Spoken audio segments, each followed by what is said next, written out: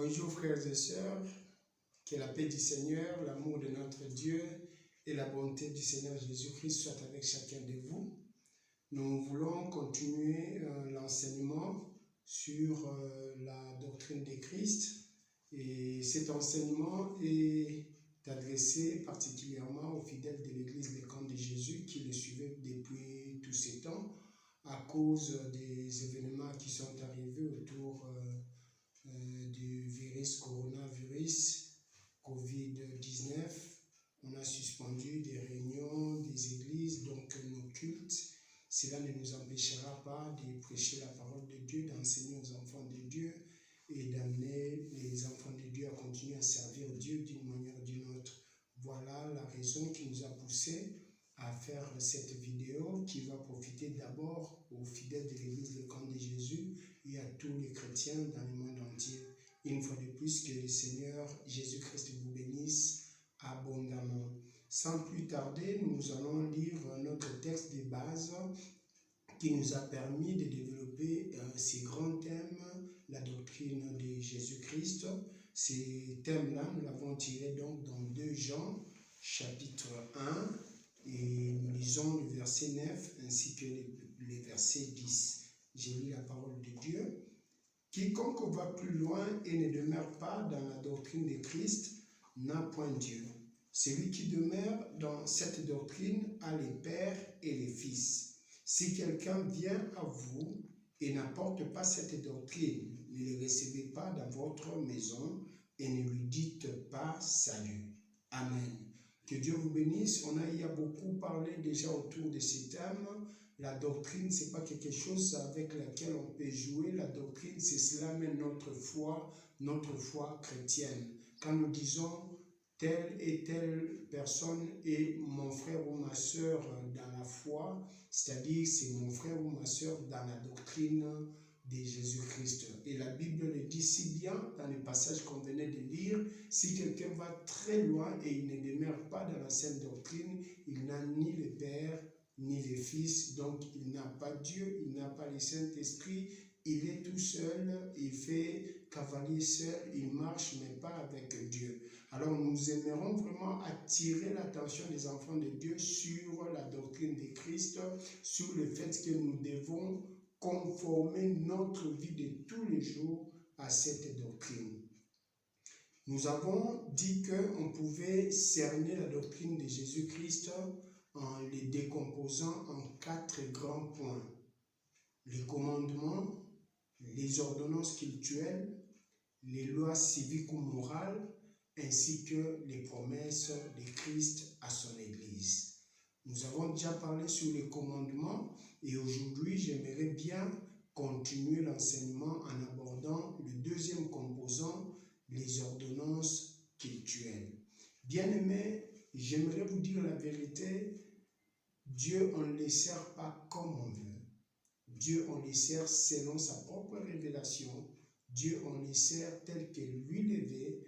Dieu, on le sert tel qu'il établit lui-même les règles de son service. Même dans l'Ancien Testament, il en était ainsi. Moïse, en instituant les cultes, n'a pas dit à Israël de commencer à faire des choses qui lui passaient dans son esprit. Il suivait ce que Dieu lui disait et c'est ce qu'il établissait comme les règles, comme différentes règles pour permettre aux sacrificateurs, en commençant par les souverains sacrificateurs, de pouvoir faire l'œuvre de Dieu. Tu veux bien faire l'œuvre de Dieu, mais je te dis la vérité, le service de Dieu a des règles. Ces règles-là, c'est ce qu'on appelle des ordonnances cultuelles. Nous pouvons trouver ça dans Hébreux chapitre 9. Je vais lire le tout premier verset. Hébreux chapitre 9, le tout premier verset.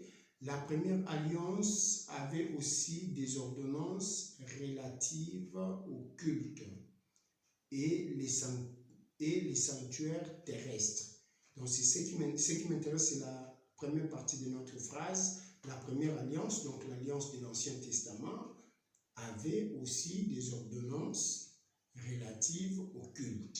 Pour dire la nouvelle alliance a des ordonnances mêmement qui sont relatives au culte. C'est ça ce que nous appelons les ordonnances les ordonnances cultuelles, donc les différentes règles que le Seigneur lui-même a établies de sorte qu'on puisse les servir selon sa volonté. Beaucoup de gens veulent servir Dieu, mais très peu sont ceux-là qui servent Dieu selon que Dieu les désire vraiment. Il ne suffit pas de se mettre à servir Dieu, mais il faut encore le faire selon les règles établies par Dieu lui-même. Là, le Seigneur à la fin pourra te dire fidèle serviteur, et il pourra te récompenser comme il se doit. Mais quand tu commences à les servir comme bon te semble, tu fais tout selon toi-même, tu fais tout selon que tu trouves que ça c'est abordable, telle autre chose, ça ne te plaît pas, on ne sert pas Dieu de cette manière-là. Il y a des règles dans les services de Dieu. Alors, il y a plusieurs services que Dieu a établis qu'on puisse exécuter dans l'Église, que les chrétiens puissent exécuter dans leur vie au quotidien. Et parmi ces services-là, aujourd'hui, nous prenons la prière. La prière en tant que culte qu'on rend à Dieu. Comment ça doit se faire? Quelles sont les règles que Dieu a établies autour de la prière? Beaucoup de gens prient, mais leurs prières ne sont pas efficaces. Leurs prières ne sont pas exaucées. Ils prient, mais rien ne change. Ils prient, mais c'est comme si Dieu n'existait pas. Qu'est-ce qui fait que les prières sont parfois inefficaces? C'est tout simplement parce que la plupart des gens prient, mais ils ne prient pas dans les normes. Ils ne prient pas selon les ordonnances du Seigneur par rapport à la prière. Donc, allez-y comprendre que même la prière ici, il ne suffit pas de se mettre à parler à Dieu et espérer se faire écouter par Dieu. Pour être sûr qu'on est en train de se faire écouter, il y a des règles que Dieu a établies autour de la prière. Ces règles-là, c'est ce que nous appelons ici les ordonnances cultuelles. La prière a des règles. Il y a des choses que Dieu a établies pour que la prière soit faite convenablement. Comme nous avons le problème de coronavirus dans le monde, il faudrait que les chrétiens prient pour que Dieu nous donne la délivrance par rapport à cette pandémie. Il faudrait que la chrétienté dans son ensemble puisse se mettre à prier pour bousculer ces problèmes de coronavirus. Mais il faudrait savoir comment les faire. Il faudrait savoir comment prier de manière à être efficace, de manière à ce qu'après avoir prié, on puisse avoir des résultats palpables dans notre vie, dans notre environnement, dans notre famille, dans notre travail, dans notre foyer, et dans tout ce que nous faisons. Beaucoup de gens se découragent, arrivent à abandonner même la vie de prière, puisqu'ils se rendent vite compte que depuis qu'ils priaient, à la fin des comptes, rien ne change. Je dis, mais à quoi bon? La prière sert à quoi? Je passe mon temps, je parle dans les vides, sans même voir c'est gratuit, je parle, et puis après avoir parlé pendant longtemps, il n'y a rien qui change, il n'y a rien qui s'améliore dans ma vie de tous les jours. Qu'est-ce qui se passe alors? J'arrête carrément de prier. Non, la solution, ce n'est pas arrêter de prier. Il faudrait savoir comment prier. Je te dis la vérité, si tu te mets à prier réellement dans les normes, donc c'est relativement aux ordonnances de Dieu par rapport à la prière, tu verras que la prière, elle est vraiment efficace. La prière aide réellement, puisque quand un chrétien se met à prier, c'est une démonstration en quelque sorte de sa foi en Dieu. Il fait montre devant Dieu qu'il a de la considération pour la personne divine. Alors Dieu ne peut pas rester sans rien faire, il ne peut pas rester muet par rapport à une telle prière. Alors il faudrait apprendre à prier, il faudrait savoir que pour bien prier, il faut le faire suivant les normes de la parole de Dieu. Je rappelle que la prière est à la fois un commandement, puisqu'on a parlé des commandements, c'est aussi pas une ordonnance, mais la prière a des ordonnances cultuelles par rapport à la façon dont elle doit être exécutée. Donc, qu'on ne fasse pas l'amalgame. Jésus a dit qu'on puisse prier incessamment. Il nous a commandé de commencer à prier. Et l'apôtre Paul confirme ça quand il écrit aux Thessaloniciens. Il dit priez sans cesse, sous forme d'un ordre, un impératif. Priez sans cesse. Donc, la prière, c'est un commandement. La prière, ce n'est pas facultatif. Elle n'est pas facultative. C'est un commandement du Seigneur. Nous sommes obligés de prier. Tout chrétien doit prier. Toute chrétienne doit prier. Tout serviteur de Dieu devra avoir la vie de prière. On doit prier chaque fois qu'on en a la possibilité, chaque fois qu'on en a l'occasion. On devra prier sans cesse puisque c'est un commandement du Seigneur. Au-delà du fait que c'est un commandement, le Seigneur a établi des ordonnances, c'est-à-dire des règles pour prier et espérer être efficace dans la prière. Nous allons prendre un texte de la Bible qui essaie de répondre la plupart de ces règles-là, mais il y a beaucoup d'autres textes. Il y a des textes que j'aurais à citer seulement, qu'on ne pourra pas lire faute de temps. Nous lisons donc Matthieu, chapitre 6, à partir de son verset, prenons le verset 5.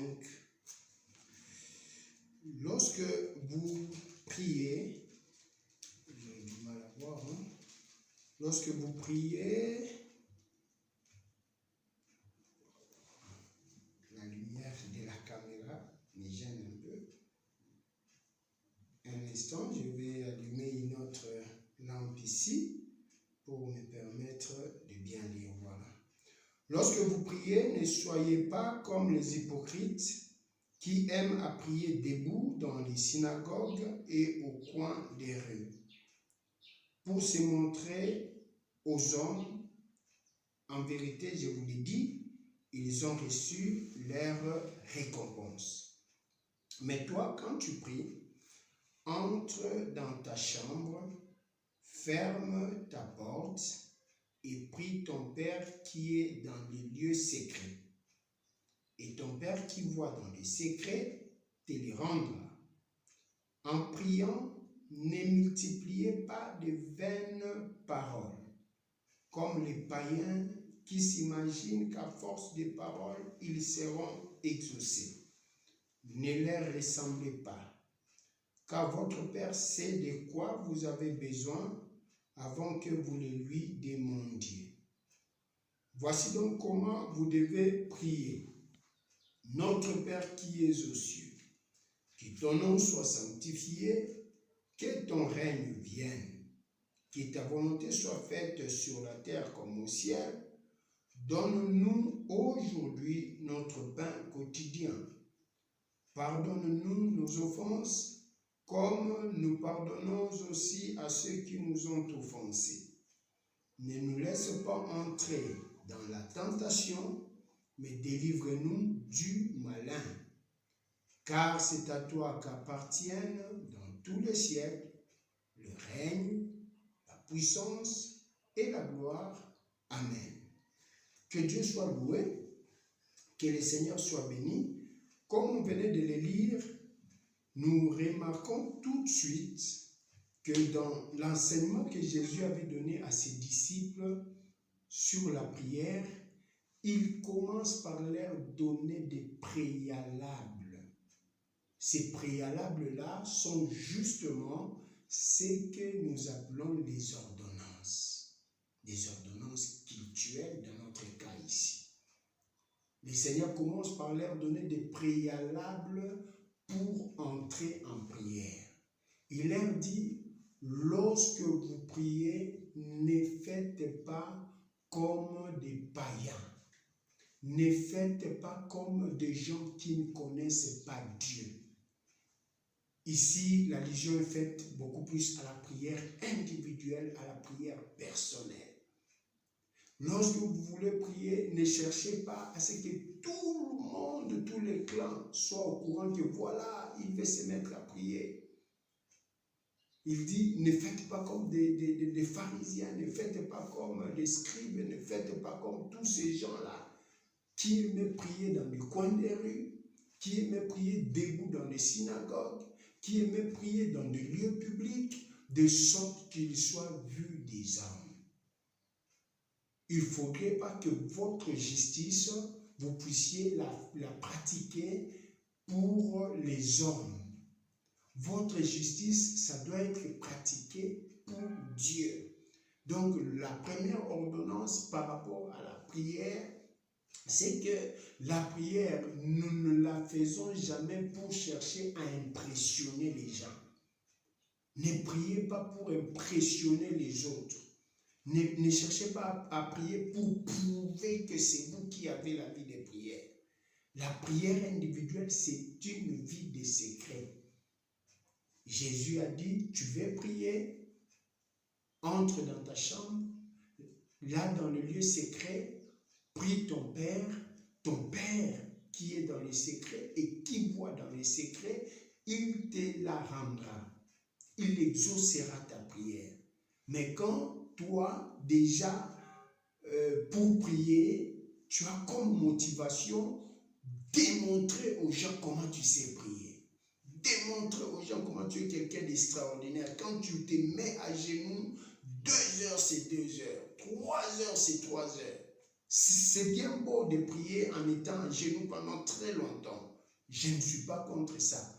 Mais vous ne devez pas les faire dans l'objectif de prouver aux gens quoi que ce soit ou de pouvoir démontrer en quelque sorte vos capacités spirituelles ou quelque chose du genre.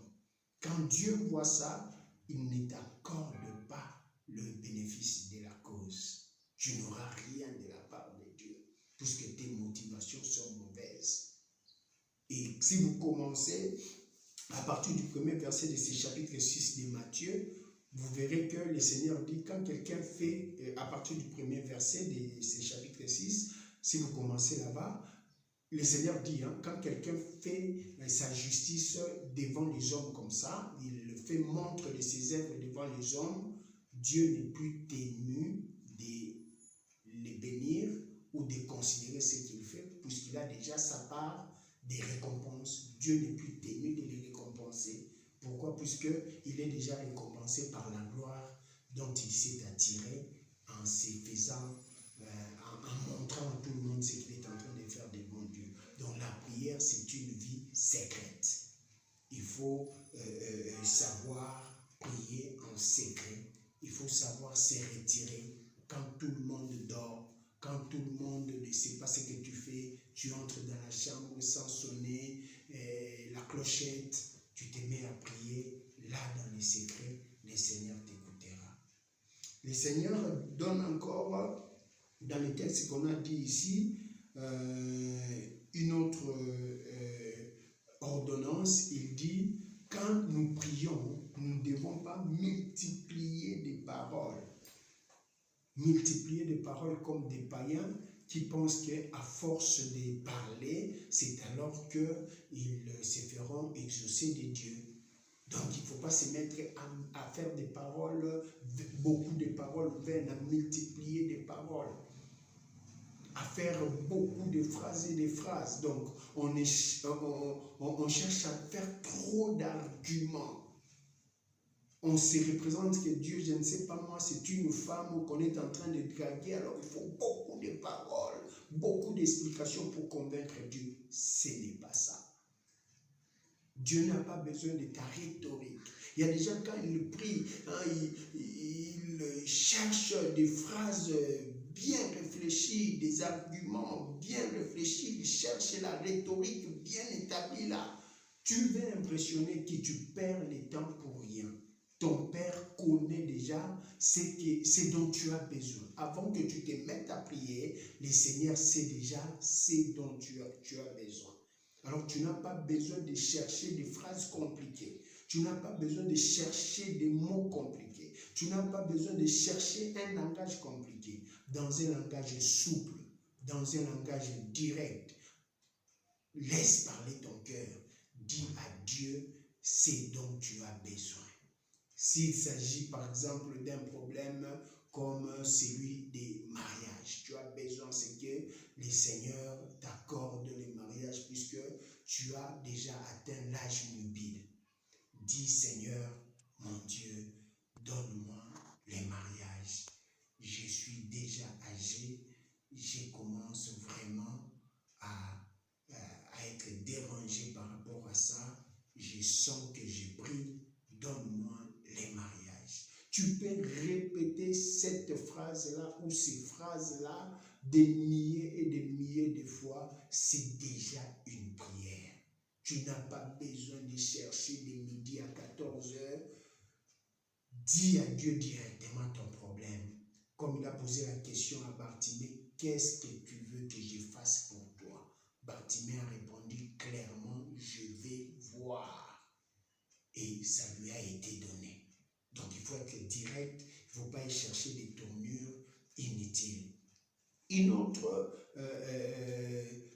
ordonnance que nous trouvons toujours dans ces textes, peut-être en lisant plus loin, bon, la partie que nous avons lue là, même la prière, la Bible dit, si vous ne pardonnez pas, votre Père ne pourra pas non plus vous pardonner.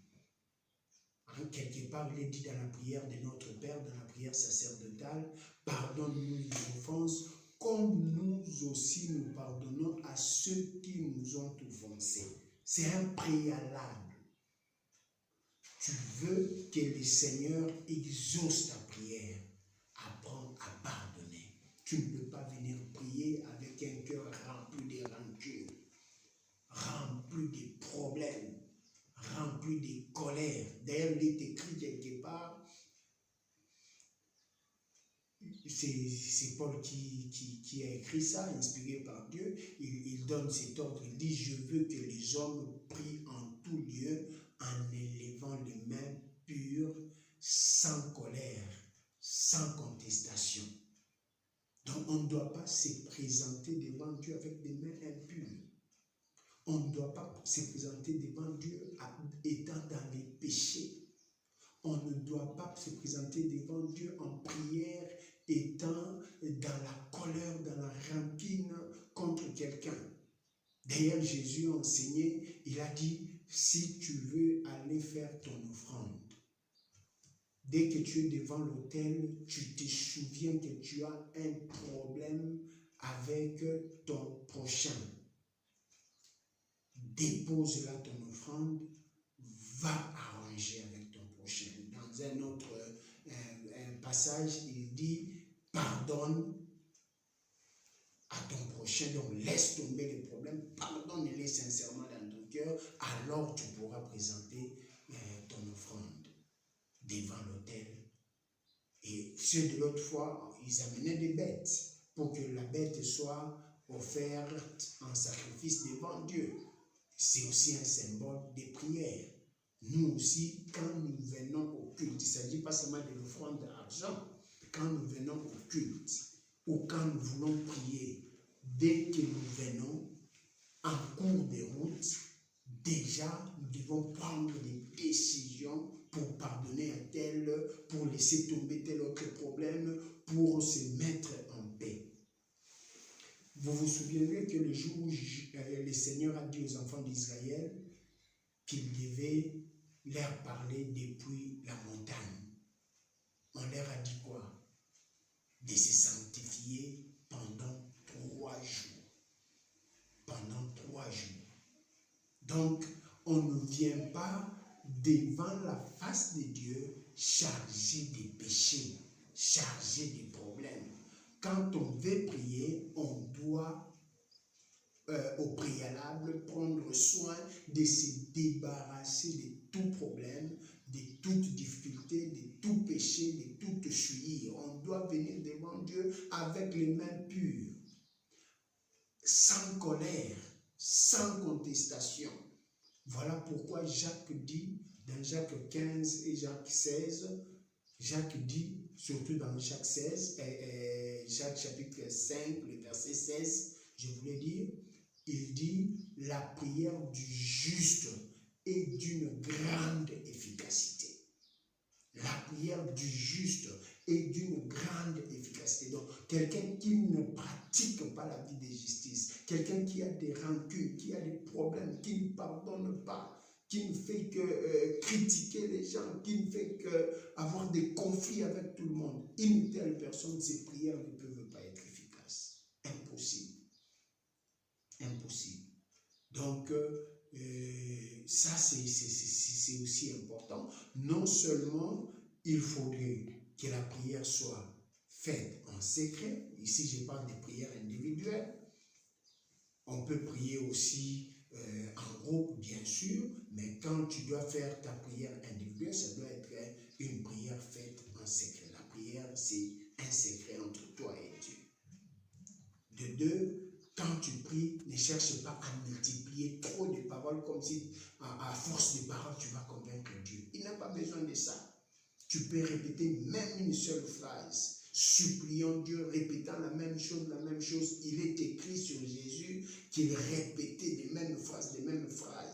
Lorsqu'il était en train de prier juste avant son arrestation, il s'est jeté à genoux, répétant des mêmes choses devant Dieu. C'est comme ça qu'on prie. Et des trois, quand on est en train de prier, quand on vient se présenter devant Dieu, on doit se rassurer que dans les cœurs là-bas, on n'a aucun problème. Donc si on a des gens auprès de qui on doit demander pardon, il faudrait aller demander pardon. Si on a des gens à qui on doit pardonner, il faudrait pardonner. Si on se sait déjà qu'on a eu à faire telle ou telle autre chose, on doit prendre la décision déjà dans son cœur que j'avais mal fait, que le Seigneur me pardonne, je ne reviendrai plus dans cette chose-là. Et non pas ce que beaucoup font, ils viennent dans la présence de Dieu, ils commencent à confesser les péchés et demain ils rentrent dans le même péché. Pendant qu'ils confessent encore là, il sait qu'aucune décision n'est prise dans son cœur. Le lendemain, il reviendra dans le même péché. On ne se moque pas de Dieu. Voilà pourquoi la plupart des prières ne sont pas efficaces. Voilà pourquoi la plupart des prières ne sont même pas exaucées.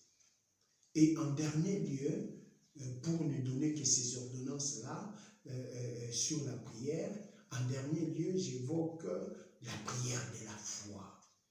Voilà un autre préalable pour prier. On ne peut pas prier sans la foi.